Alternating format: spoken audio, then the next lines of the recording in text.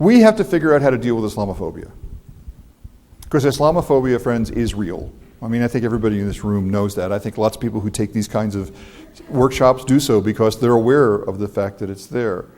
Because there's the Islamophobia that comes in the same way that anti-Semitism existed in the United States for a long time by people who never met a Jew, so they had all kinds of ideas about who Jews were, the kind of Islamophobia of ignorance. But we have something worse going on. We have an organized Islamophobia.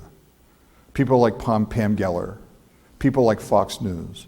And then we have other people, and this is controversial, but I'll say it. I think people like Benjamin Netanyahu spread a vision of Islam that makes the argument that all of Islam looks like Islamic terrorism because it serves a political end. Because when you come to the US and you're talking about, whether Iran has the bomb and the next thing is not because Iran has a bomb, because they're Muslims and they're apocalyptic and they're a danger because they're theocratic Muslims, then you don't have to talk about settlements.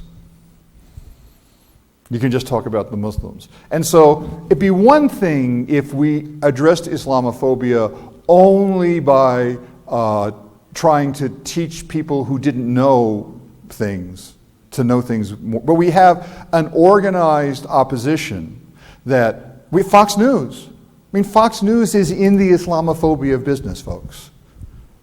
They are interested in spreading fear of Islam. There are politicians who run spreading fear of Islam. And that makes it different in how we have to think about how we're going to deal with this. Because, you have, what's his name, Robert Gellner? Is that the guy? What's his name? If you plug in Islam on Amazon, his crappy books come up all the time. But there are a whole bunch of pseudo-intellectuals who really don't have training.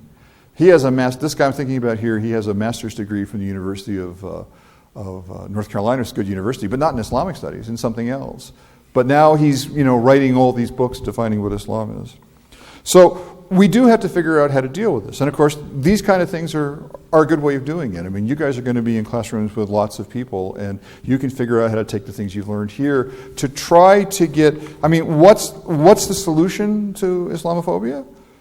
To get people to see Muslims as not the other. I mean, it's really that simple.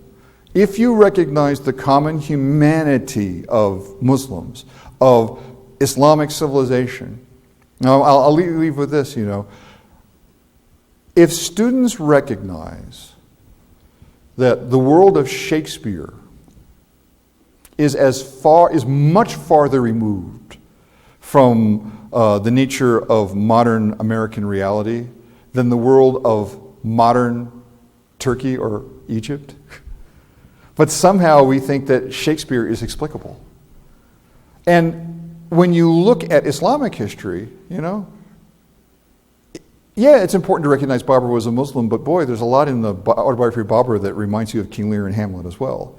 I mean, when we get our students to recognize that the issues of the pre-modern Muslim world are the same as the issues, that the narratives, the stories, the histories are understandable because we share a common humanity, that cuts right at the heart of Islamophobia, which is rooted in the notion that Muslims are somehow different as human beings from everybody else.